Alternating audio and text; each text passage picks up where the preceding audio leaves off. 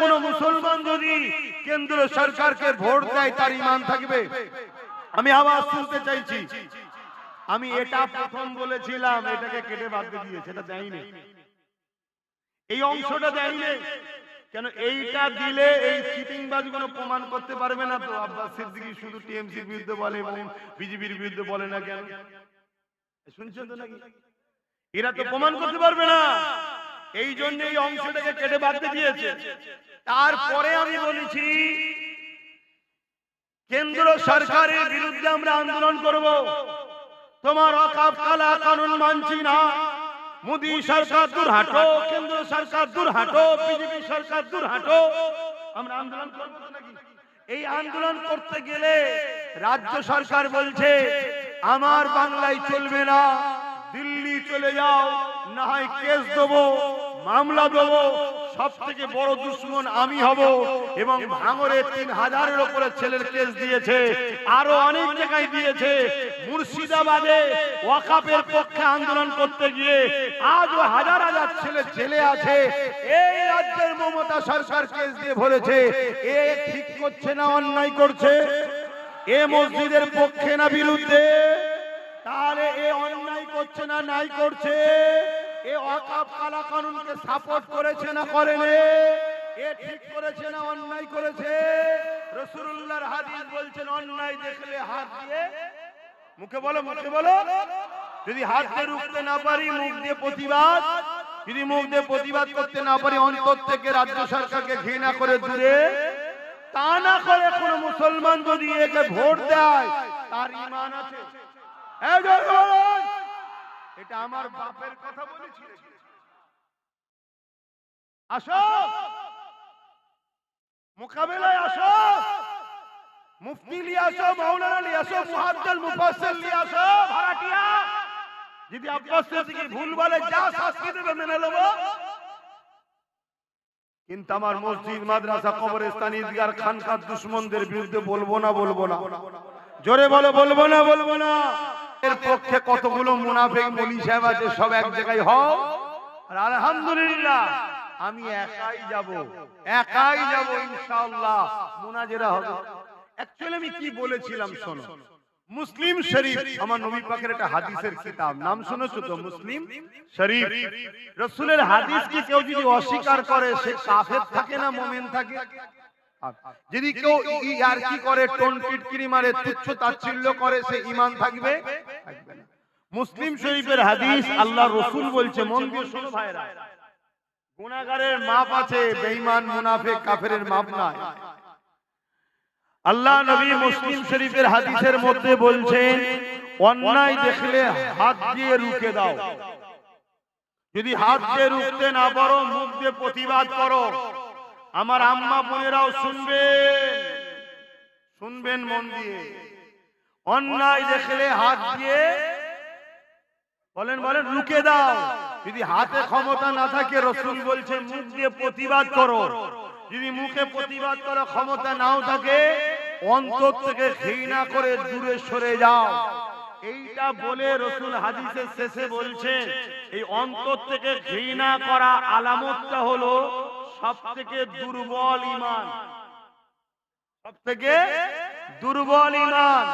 অর্থাৎ অন্যায় দেখলে তিনটে লক্ষণের মধ্যে, তিনটে গুণের মধ্যে কোনো একটা গুণ যদি থাকে তার মধ্যে ঈমান আছে। তবে ঈমানের সবথেকে মজবুতি গুণ হলো অন্যায় দেখলে হাত দিয়ে রুখে দেওয়া। যদি হাত দিয়ে রুখতে না পারে মুখ দিয়ে প্রতিবাদ করা। যদি মুখ দিয়ে প্রতিবাদ করতে না পারে অন্তর থেকে ঘৃণা করে দূরে সরে যাওয়া। যদি তিনটে গুণের মধ্যে কোনো গুণ না থাকে অন্যায় দেখে, রাসূল বলছে তার মধ্যে ঈমান নাই। শুনছেন তো নাকি? এই হাদিসটা বুঝে এসেছে? হাদিসটা কার গো? বুঝে এসেছে তো নাকি? নবীর হাদিস মানবেন তো নাকি? দ্বিতীয় নম্বর মুসলিম শরীফের হাদিস। এটা সরি, এটা মুসলিম, এটা মিশকাত শরীফের হাদিস। আল্লাহ নবী বলছেন কেউ জালিম, মন দিয়ে শুনবেন, কেউ জালিম জানার পরও, ভাই দু চারটে লোক কেলে বলছি না, সব ভাই কেলে বলছি, রেকর্ড হচ্ছে না? যদি ভুল হয় আসুন। আল্লাহ রাসূল বলছেন কেউ জালিম জানার পরও কোন মুসলমান যদি তাকে সাপোর্ট করে এই নিয়েতে, সে শক্তিশালী হবে। আল্লাহ রসুল বলছে সেই মুসলমান ইসলাম থেকে বেরিয়ে যাবে। যে ইসলাম থেকে বেরিয়ে যায় তার ঈমান থাকে। এবার চলে এসো, আমি অ্যাকচুয়ালি কি বলেছিলাম, এই হাদিসটা বলে আমি বলেছিলাম কেন্দ্রের বিজেপি সরকার ওয়াকফ কালা কানুন করেছে। এই ওয়াকফ কালা কানুন করাটা ইসলামের পক্ষে না বিরুদ্ধে? জোরে বলো। মসজিদ, মাদ্রাসা, কবরস্থান, ঈদগাহ, খানকাকে কেন্দ্র সরকার দখল করতে চাইছে, হ্যাঁ না? এটা ঠিক করছে না অন্যায় করছে? তাহলে রাসূলুল্লাহর হাদিস অন্যায় দেখলে হাত দিয়ে, তাহলে কেন্দ্র সরকারের বিরুদ্ধে হাত দিয়ে, যদি হাত দিয়ে রুখতে না পারো রাসূলুল্লাহর হাদিস মুখ দিয়ে প্রতিবাদ করো, কেন্দ্র সরকারের বিরুদ্ধে প্রতিবাদ। যদি এই নমুনাটাও না থাকে, কমসে কম কেন্দ্র সরকারকে অন্তর থেকে ঘৃণা করে দূরে, তা না করে একটু পদের জন্য, হাইরে আমার মা বোন 1200-1000 টাকার জন্য এদেরকে ভোট দিসনি মা বোনেরা, ঈমান চলে যাবে। বাপ ভাইরা ভোট দেন না, ঈমান চলে যাবে। এই সজাগ করা ঈমানি দায়িত্ব আছে না নাই? হাত তুলে সাক্ষী দেন, আছে না নাই? জোরে বলেন, আছে না নাই? নারে দিবে দ্বীন ইসলাম, দ্বীন ইসলাম, ওয়াকফ সম্পত্তি, ওয়াকফ সম্পত্তি, নারে দিবে। এই কাজটা করা কি ভুল হয়েছে? তারপরে আমি আরো বলেছি, সেটা কি, যদি কেউ প্রসাদ খাইয়ে মুসলমানকে কাফের করতে চায়, সে ঠিক করছে না ভুল করছে? প্রসাদ খেলে ঈমান থাকবে? তাহলে তার বিরুদ্ধে রাসূলুল্লাহর হাদিস হাতে লড়তে হবে না? হবে না? মুখ দিয়ে প্রতিবাদ করতে হবে না? হবে না? অন্তর থেকে ঘৃণা করে দূরে যাওয়া দরকার আছে না নাই? তা না করে ওই চক্রান্তকারী যে মুসলমানদের ঈমান লুটে আমাদেরকে শেষ করতে চায়, এরকম কি বলে ইসলাম বিদ্বেষীকে ভোট দিলে ঈমান থাকবে? আমি এটা বুঝিয়েছি। তারপরে আরো বলেছি, কেউ যদি বলে কোরআন শেষ হয়ে যাবে, আমার উন্নয়ন শেষ হবে না, ঠিক বলেছে না অন্যায় করেছে? কোরআনের পক্ষে বলেছে না বিরুদ্ধে বলেছে? তাহলে যারা কোরআনের পক্ষে হবে, কোরআন বিরোধীকে ভোট দিয়ে ঈমান থাকবে? একটা লোক কোরআন মানে নেই কিন্তু কোরআনের বিরোধীও করে না, সে তার জবাব আল্লাহর কাছে দেবে। শুনছেন না? শোনেন, তার সাথে আমি মানুষ হিসেবে মিশবো, সে আমারই ভাই, কেন বাপ আদমেরই ছেলে মেয়ে।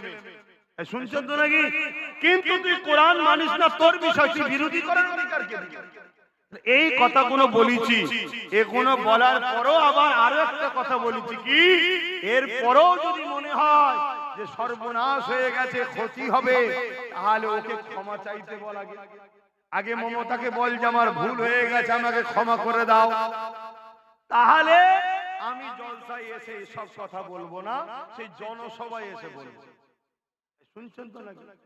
কেন ধর্মের বিষয় যখন বলে না, আমি ধর্ম মাহফিলে এসে বলবো না। আপনাদের কি মনে হচ্ছে নাকি জলসা হিসাব বলছে? কেন কি গো মনে হচ্ছে নাকি ইফতার পার্টির নামে রাজনীতি হচ্ছে? কলকাতার রেড রোডে মেয়ে ছেলে চলে গেল মমতা, এই আমাদের মা বোনেরা ঈদগাহে যায়, তাহলে মমতা গেল ঈদের নামাজে, এটা কি রাজনীতি নয়? বলো বলো। ওই যে কি বলে নির্মল মাঝি মমতাকে আল্লাহ বলেছে, জানো তো নাকি? তারপর তোমাদের এলাকায় আর এক কাফের, কাউকে কোন কাফেরকে আল্লাহ বলেছিল না? রিসেন্ট শুনছি সে কাফের নাকি টাকা লিখছে, দেখা যাচ্ছে। এই শুনছেন তো নাকি? তাহলে এই যে আমার ধর্ম নিয়ে, আমার আল্লাহ নিয়ে যারা গুস্তাখি করবে, খেলা করবে, বিয়াদবি করবে, তাদের বিরুদ্ধে আমি একজন মাওলানা, আমি একজন ধর্মগুরু, আমি একজন পীরজাদা, আমার তো বলার অন্য জায়গা নেই, এখান থেকেই তো বলতে হবে নাকি? তুই রাজনীতির জায়গায় রাজনীতি ছেড়ে দিয়ে আমার ধর্মে হাত দিয়েছিস, তা আমি ধর্মগুরু, এই রাজ মজলিসে বসে তোর রাজনীতিতে হাত দেওয়া দরকার আছে না? না, তবে তো তুই বলবি হুজুর এটা কি হচ্ছে, আমি বলবো নেতা এটা কি হচ্ছে, তুই তোর জায়গায় যা, আমি আমার জায়গায় যাই। ভুল করছি নাকি? এ ভাঙরের মানুষ ভুল করছি। আমি আবার বলছি, ভাঙরে ওয়াজ করতে আমার খুব টেনশন লাগে, সত্যি বলছি। আমার অন্য কোনো জায়গায় টেনশন হয় না, ওই একটাই টেনশন যে আমার জন্য আমার ভাইয়ের উপরে কেউ না নারাজ হয়ে যায়, এটা টেনশন লাগে। তখন ছোট ভাই মনে দুঃখ করতে পারে। তবে এইটুকু জানি, নসিবকে বিশ্বাস করতে হবে, ঠিক তো নাকি? কিন্তু আমি কিছু জুলুম করছি, আমার উপরে জুলুম করেছে, আমি বলবো না ভাই মারছিস কেন, এটা বলা অপরাধ নাকি? আমার কোরআনের বিরোধী করবি, আমার ওয়াকফ লুটবি, আমার মসজিদ নিবি, আমার মাদ্রাসা নিবি, আমার নিউ টাউনে আমার জায়গাকে দখল করে নিবি, কোরআন তাদের সম্বন্ধে কি বলেছে আমি বলবো না? হাদিস কি বলেছে বলবো না? এখন আমার শেষ কথা, যারা মসজিদ মাদ্রাসাকে ভাঙে, মসজিদ মাদ্রাসার বিরোধী করে, কোরআনের বিরোধী করে, দুর্গাপুরে বোল্ডুজার যে মাদ্রাসা ভেঙেছে না ভাঙেনি?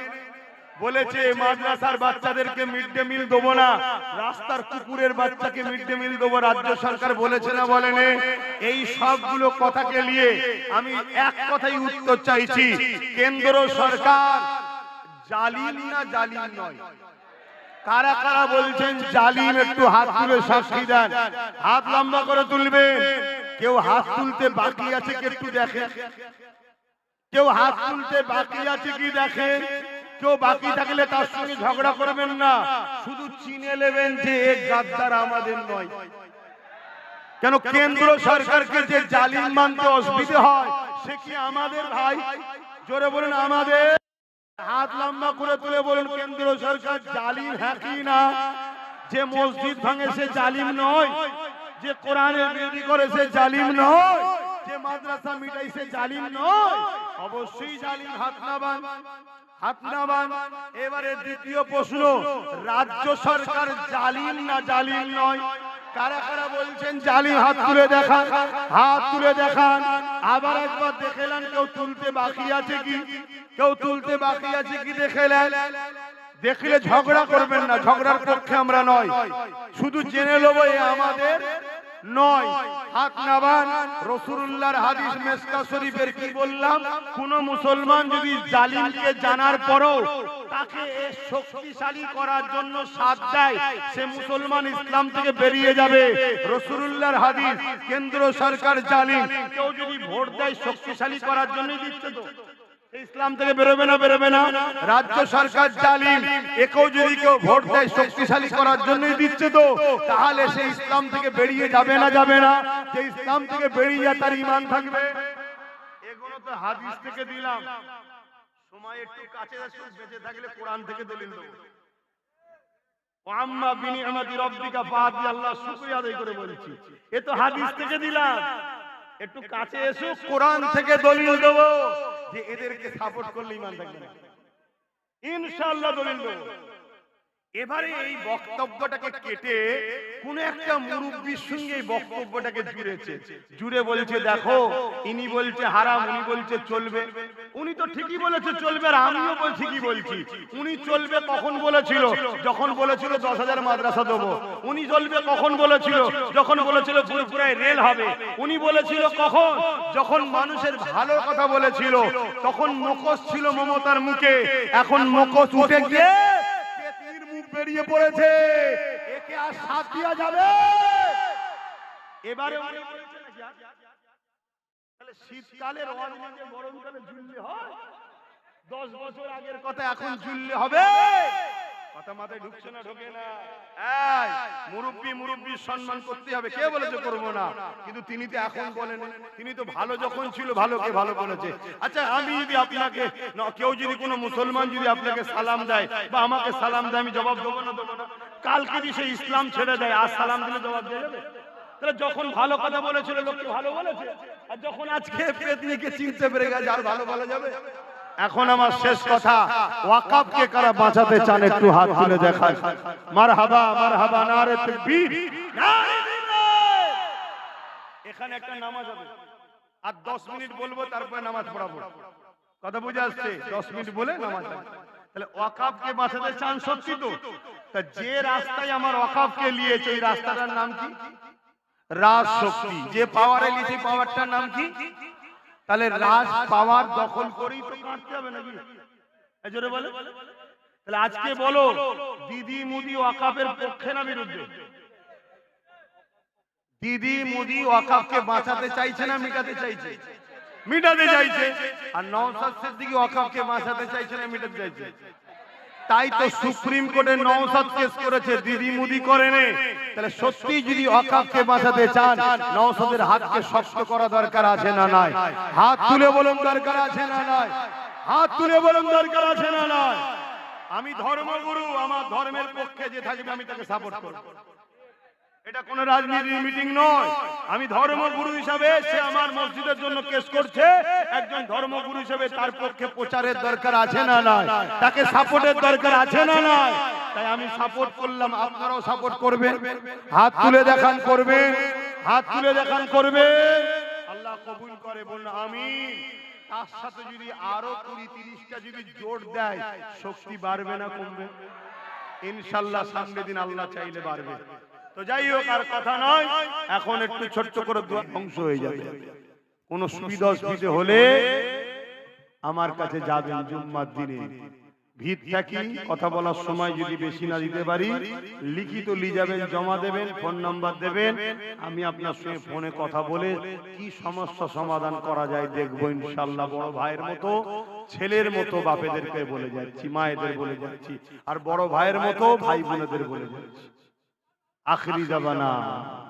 আজকে তোমাকে, কিছুদিন আগে বিহারে ভোট হলো না, অনেক মেয়ে বিজেপির মিটিং এ গিয়ে নেচেছে, ছেলে মেয়েরা। পরে আবার দেখি কাঁদছে, মিডিয়া প্রশ্ন করছে क्या बात है, आप क्यों रो रहे हो? बोलছে अरे भाजपा के मीटिंग में गए थे, भाजपा ने 10,000 रुपया दिए थे, हम तो लोग भाजपा को वोट दे दिए, अभी वो लोग जीत के हमारा ही घर तोड़ रहे हैं। মানে 10,000 টাকা দিয়েছে আর ভোট দিয়েছে বিজেপি কে, আর দিবার পরে জিতে গিয়ে এখন তারাই তাদের ঘর ভাঙছে। এখানে বিজেপির গুণ আছে, শুনছেন তো নাকি? এখন 10,000 20,000 দিতে পারে, নিয়ে যা। আর তারপরে দেখবে এয়ারপোর্টের জন্য উচ্ছেদ করা হচ্ছে। একটু বুঝে বুঝে কাজ করবেন। লোভে পাপ, পাপে মৃত্যু। জিন্দগি কে বিক্রি করো না, এই বাচ্চার ভবিষ্যতের কথা ভাবো। উঠে পড়ে লেগেছে। ওদিকে শুভেন্দু অধিকারী এত বড় বড় কথা বলছে, ওদিকে আরেকজন কোরআনের বিরুদ্ধে কথা বললো, অথচ রাজ্য সরকার বলছে বিজেপির হাত থেকে আমি বাঁচাবো, আমাকে ভোট দাও। বলেছে না বলেন?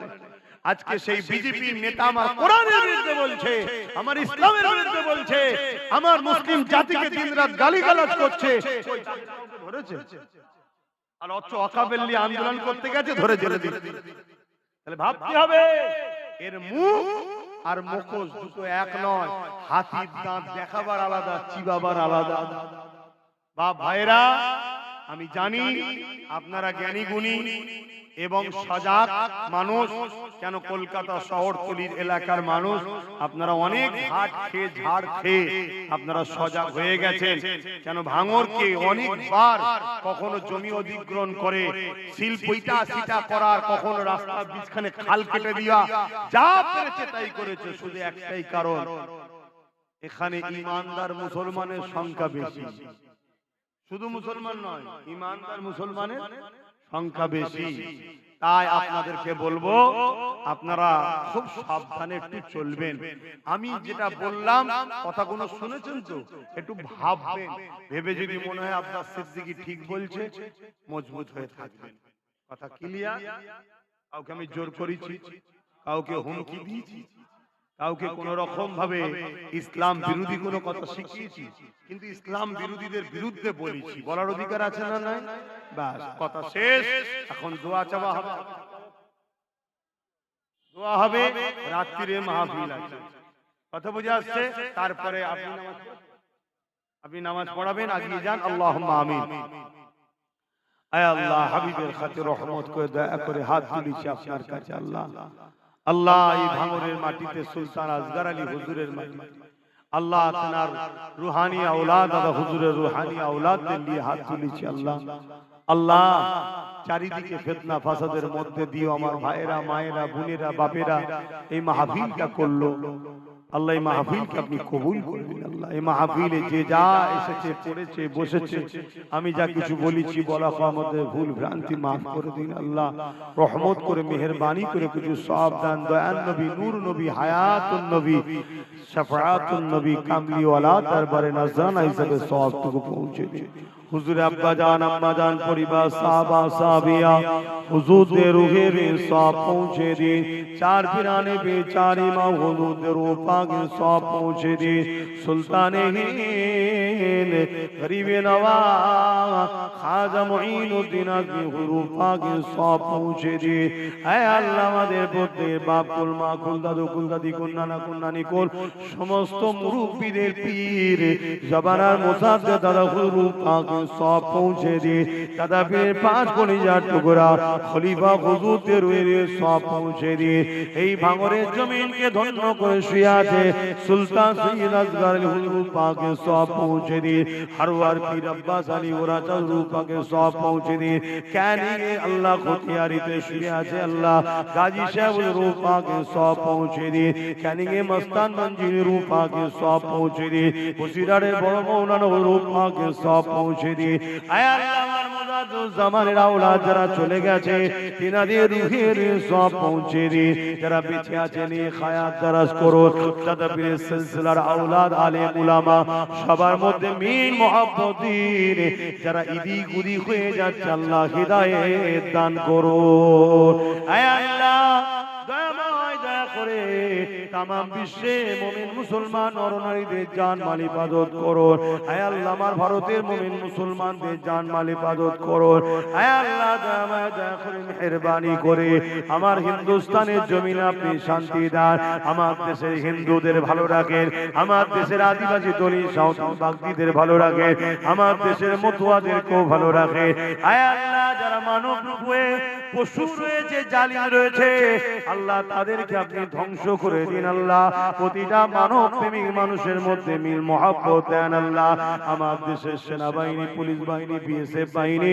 তাদেরকে নিরপেক্ষ রাখেন ভালো রাখেন সুস্থ রাখেন খাস করে ভাঙড়ের যত প্রশাসন আছে তাদেরকে নিরপেক্ষ সুস্থভাবে কাজ করার তৌফিক দেন এবং তাদেরকে সুন্দর জীবন পরিবার বাচ্চাদের নিয়ে ভালো থাকেন হে আল্লাহ আমায় দয়া করে আমার ভাই নওশাদকে আপনি রাজ ক্ষমতা দান করুন যাতে করে গরিব দুঃখী অসহায় মানুষের অধিকারকে পাইয়ে দিতে পারে আয় আল্লাহ জালিমদের মোকাবেলা করে অসহায়ের পাশে দাঁড়াতে পারে আয় আল্লাহ আমার নলেজ স্ত্রীকে আপনি কবুল করে নিন যারা পড়াশোনা করছে সুস্থ ভালো রাখুন ভালো রেজাল্ট করে একদিন উচ্চ শিক্ষায় শিক্ষিত করে দেশ জাতি সমাজের গর্ব বানান আয় আল্লাহ ভাঙড়ের প্রত্যেকটা মায়ের ঘরে শান্তি দেন প্রতিটা মা স্বামীর বাচ্চাদের সুখে শান্তিতে রাখে ভাঙড়ের বোনেদের আল্লাহ উপযুক্ত সুপাত্র মিলান যারা উপযুক্ত হয়েছে যারা পড়াশোনা করছে ভালো রেজাল্ট করার ভাঙড়ের বাপ ভাইদের রুজিতে বরকত দেন আয় আল্লাহ জালিমদের জুলুম থেকে জান মাল হিফাজত করে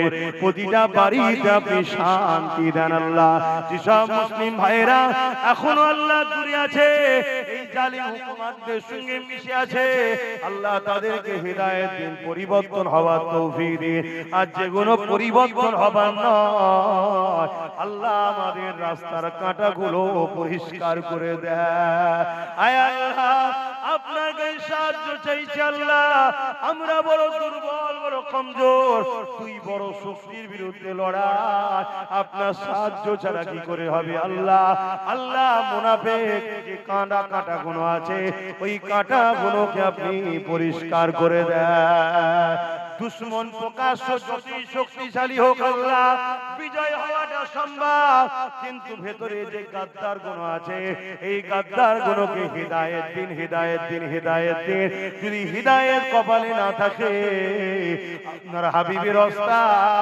খাতুনে জান্নাতের রাস্তা ইমামে হাসান হোসেনের রাস্তা আল্লাহ মুনাফিক গুণকে আপনি ধ্বংস করে দেন আল্লাহ আল্লাহ আপনি ছাড়া আমার কেউ নেই আল্লাহ হাসবুনাল্লাহু ওয়া নি'মাল ওয়াকিল নি'মাল মাওলা নি'মাল নাসির দিন রাত ঘুরে বেড়াই মালিক কেউ নেই আপনি ছাড়া জালিমদের বিরুদ্ধে লড়াই আপনি করাচ্ছেন করছি আল্লাহ আপনি আমাকে আরো তাকত দেন আল্লাহ আরো ক্ষমতা দেন ইলম দান করেন ইলমে লাদুন্নি দান করেন আয় আল্লাহ আপনার আপনি হাসবুনাল্লাহ ওয়া নি'মাল ওয়াকিল নি'মাল মাওলা নি'মান নাসির।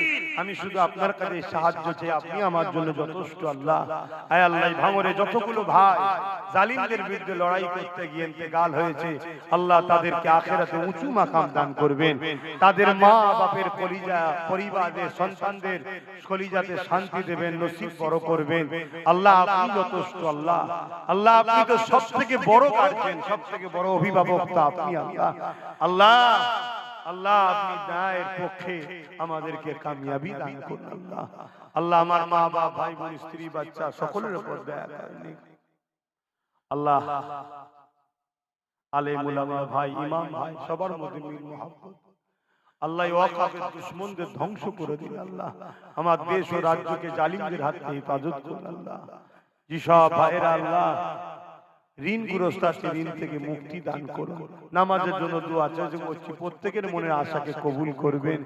আমিন আমিন আমিন। বারহাক আলমাদিলা ইলাহা। আল্লাহ আমার তিনটে ভাই অনেক দিন ধরে জেলে আছে আল্লাহ, আল্লাহ তাদেরকে আজাদ করিয়ে দেন আল্লাহ। আল্লাহ তাদেরকে ইচ্ছা করে আটকে রেখেছে, আপনি আজাদ করিয়ে দেন আল্লাহ। আল্লাহ আপনি সব পারেন আল্লাহ। আপনার কাছে এই দরখাস্ত এতগুলো মানুষ কেলে করছি, আল্লাহ তাদেরকে আজাদ করে দেন আল্লাহ।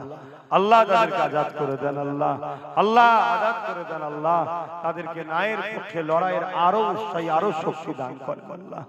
আমিন আমিন। বারহাক আলমাদিলা ইলাহা ইল্লাল্লাহ লা ইলাহা লা ইলাহা ইল্লাল্লাহ মুহাম্মাদুর রাসূলুল্লাহ।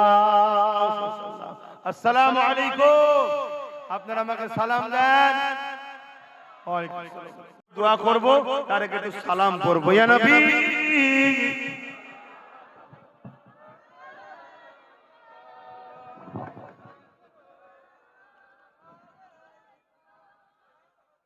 বাপজান আমার কথাই বেজার হলেন না তো?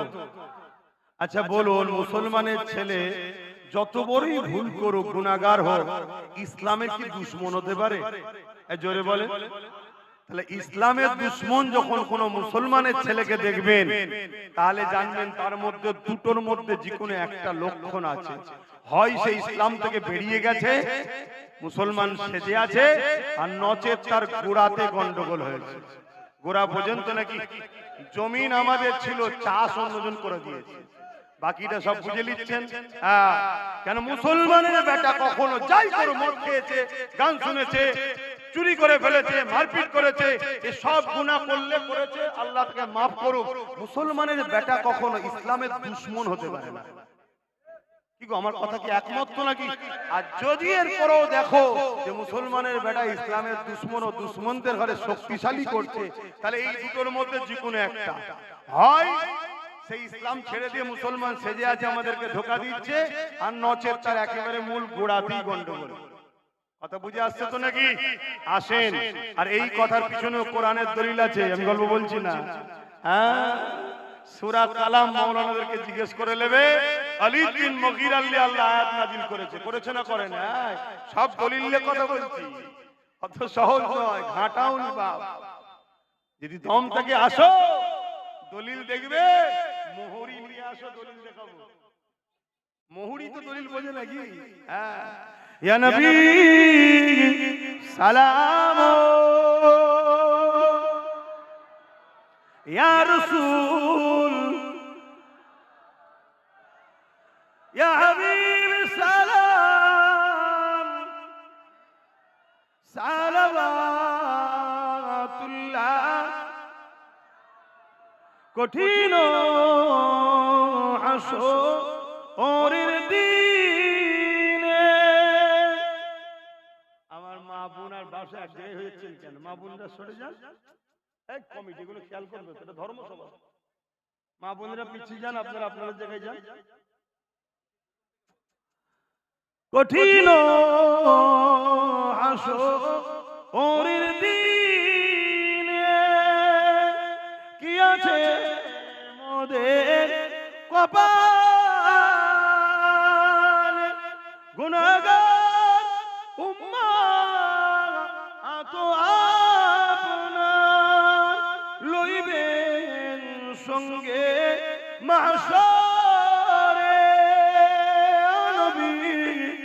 সালামুন।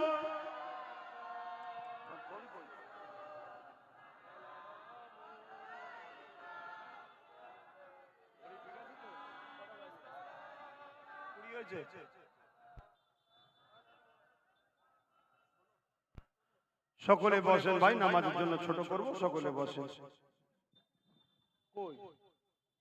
দেখ দেখ দেখ, মাশাআল্লাহ মাশাআল্লাহ, 10 লাখ কলমা শরীফ তেলাওয়াত আছে। কি ভাই তোমরা উঠে বললে কেন? একজন দুজন দেখছি উঠছো কেন? দুটো লেভেলে বসো। এ কি কথা? সকলে আসেন, তওবা করি। বিসমিল্লাহির রহমানির রহিম। আল্লাহ তাআলা আমি জানা অজানা, ইচ্ছা ও ইচ্ছা সকল গুনাহ হইতে তওবা করিতেছি।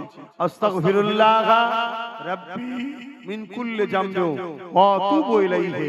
আশহাদু আল্লা ইলাহা ইল্লাল্লাহু ওয়াহদাহু লা শারীকা লাহু ওয়া আশহাদু আন্না মুহাম্মাদান আবদুহু ওয়া রাসূলুহু।